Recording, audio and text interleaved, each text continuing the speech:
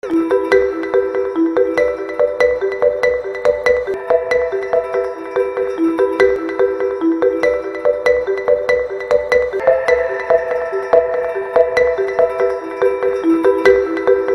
évaluer le rôle de la société civile et la bonne gouvernance en Afrique, le Programme des Nations Unies pour le développement a rassemblé une centaine de participants, bien sûr de concert avec ses partenaires, pour donc ces travaux de Dakar du 10 au 12 novembre 2011. Et parmi les grands participants, Africa 7 a fait la rencontre du professeur Maurice Ngele, qui est donc coordonnateur des programmes de l'Institut africain pour la gouvernance, ou de la gouvernance, comme vous voulez.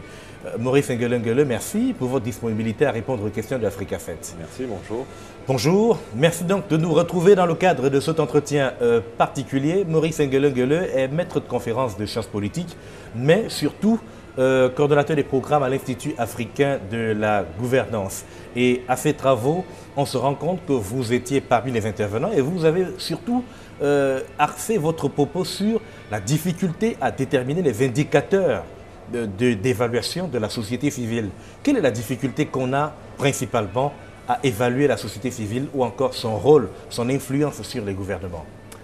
Je vous remercie pour votre invitation. Je dirais qu'il y a deux types de difficultés principales.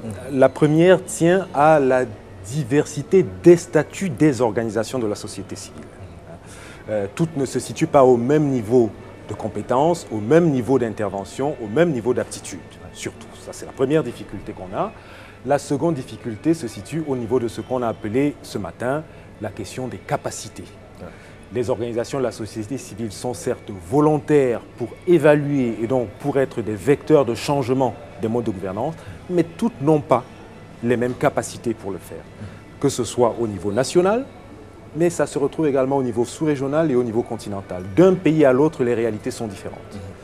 Et allons même plus loin, au sein d'un même pays, d'une région à l'autre, d'un corps ou d'un niveau d'organisation de la société civile à une autre, les capacités sont différentes. Donc voilà, pour ça que vous disiez qu'il est difficile d'avoir une base de données à caractère collectif. Exactement. Pour évaluer la société civile. Exactement. Je pense que c'est un objectif noble.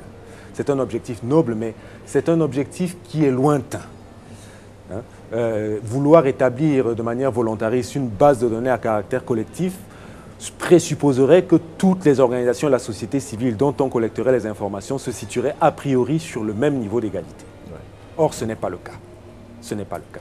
Alors, dans le cas de l'Afrique particulièrement, la société civile agit beaucoup influence beaucoup le pouvoir en place, les régimes, les modèles de gouvernement, mais il y a une difficulté à pouvoir les identifier, étant donné qu'on a souvent entendu les politiques, par exemple, identifier la société civile à des formations politiques qui ne visent pas la conquête du pouvoir, mais qui visiblement ont d'autres objectifs ou encore sont un peu manipulés à la base. Vous pointez là toute la difficulté d'abord du concept et de la réalité de ce qu'on appelle la société civile. Mais pour rentrer dans une réponse directe, je dirais que, et ça, les politiques doivent le comprendre, dans le contexte actuel de transformation des relations État-société. La société civile n'est plus là pour jouer un rôle de chien de garde, ce qu'on appelait watchdog, pour aboyer. Et un rôle de chien de garde qui dissimulait souvent des tentatives pour rentrer dans les positions de pouvoir. Non, la société civile doit se repenser, elle doit penser son action comme catalyseur d'innovation et comme conducteur ou vecteur de changement, comme coproducteur des politiques de développement pour la gouvernance. Là est toute la difficulté, parce que ça exige un changement de paradigme chez les acteurs de la société civile qui doivent eux-mêmes repenser leur manière d'agir par rapport au pouvoir, mais ça exige aussi un changement de paradigme du côté des pouvoirs publics qui doivent considérer les acteurs de la société civile comme des alliés pour produire le développement effectif pour les populations et non pas comme des rivaux, comme vous le disiez tout à l'heure. Oui, mais si dans ce cas, la société civile doit s'auto-évaluer, il reste quand même que les programmes, les financements sont d'autant plus juteux qu'il est difficile de s'en départir. Je suis moins pessimiste que vous de ce point de vue-là. Depuis, je vais vous dire, on va dire 1 à 2 ans à peu près, de plus en plus d'organisations de la société civile africaine essayent de se prendre en main. Le concept d'appropriation est de plus en plus important, aussi bien pour ce qui est des financements que pour ce qui est de l'exécution des programmes d'action. sans doute, il y a encore une forte dépendance par rapport aux partenaires au développement.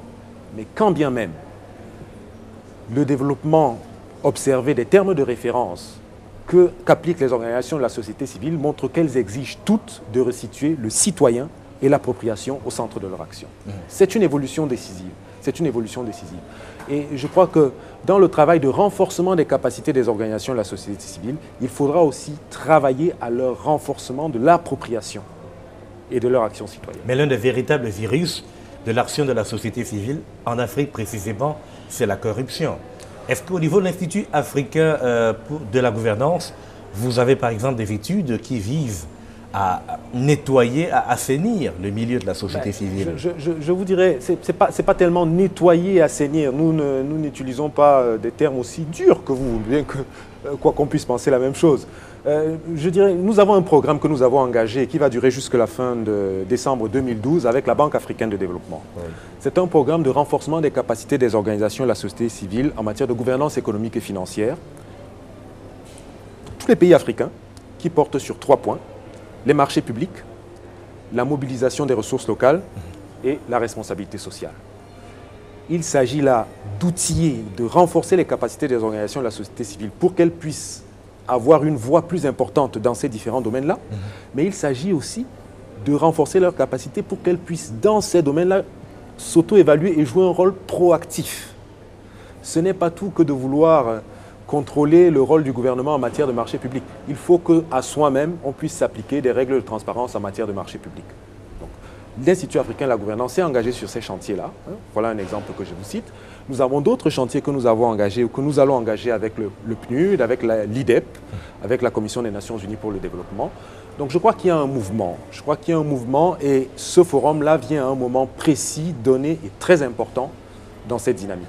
Oui, mais pour accomplir de tels chantiers, il faut maîtriser la société civile. Tout à fait. Le printemps arabe a démontré qu'il est difficile de structurer, de déconstruire ce milieu au point de comprendre comment il fonctionne. Alors, c'est là où la démarche de l'Institut africain de la gouvernance est très particulière. Avant de nous engager dans un tel programme, nous convenons avec notre partenaire qu'il nous faut une étude pour identifier les acteurs et procéder à une cartographie qui permet de sérier leurs capacités, leurs lacunes et en quoi on peut leur apporter quelque chose. Du coup, ce type de programme de renforcement des capacités qui, à l'époque, pouvait être mis en place sur 1 ou 2 mois, nous les menons, nous, sur 1 ou 2 ans. Parce qu'il y a systématiquement une phase d'étude préalable d'évaluation de la société civile. Ouais. Au cours de cette phase d'évaluation, nous avons la possibilité d'identifier les acteurs pertinents.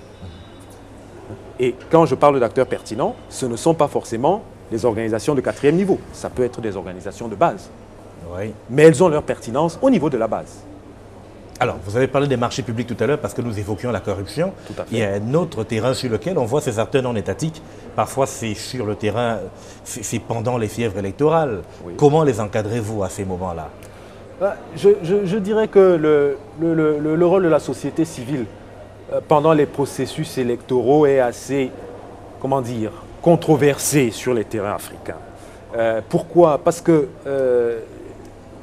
dans nos pays africains, nous ne considérons pas les organisations de la société civile comme des organisations citoyennes, au sens où leurs membres exercent leurs droits, et notamment le droit de vote.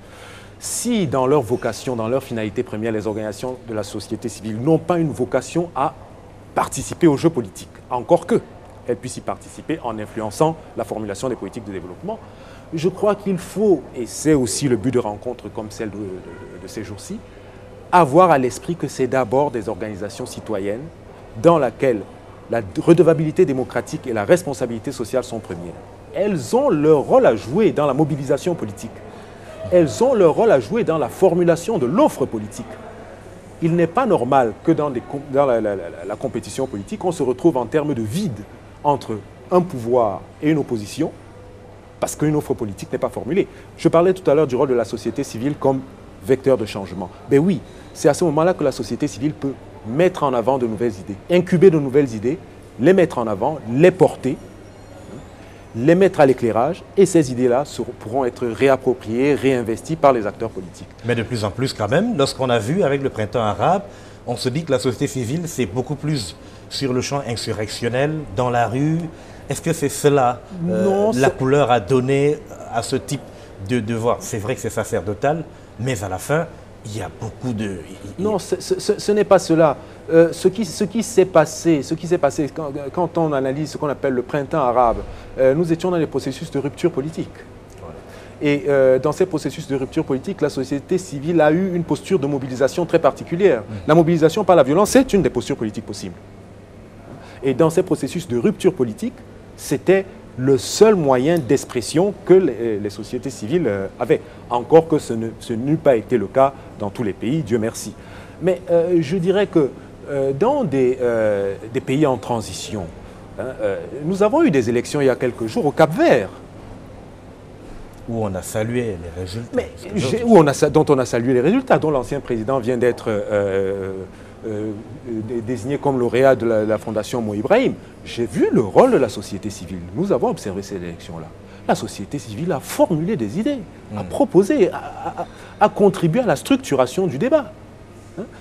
Voilà un exemple. Alors, dans les régimes où la transparence est difficile, je veux dire, les régimes où le virus de la corruption fait véritablement son nid, quels sont les moyens de pression que l'Institut africain de la gouvernance où vous êtes utilise, par exemple, puisqu'on sait bien que votre rôle est pour le moins consultatif, il n'est pas délibératif. Oui, alors là, notre rôle est consultatif, effectivement. Nous avons, l'Institut africain de la gouvernance a un statut particulier déjà, hein, c'est une organisation internationale africaine, ça c'est la première chose.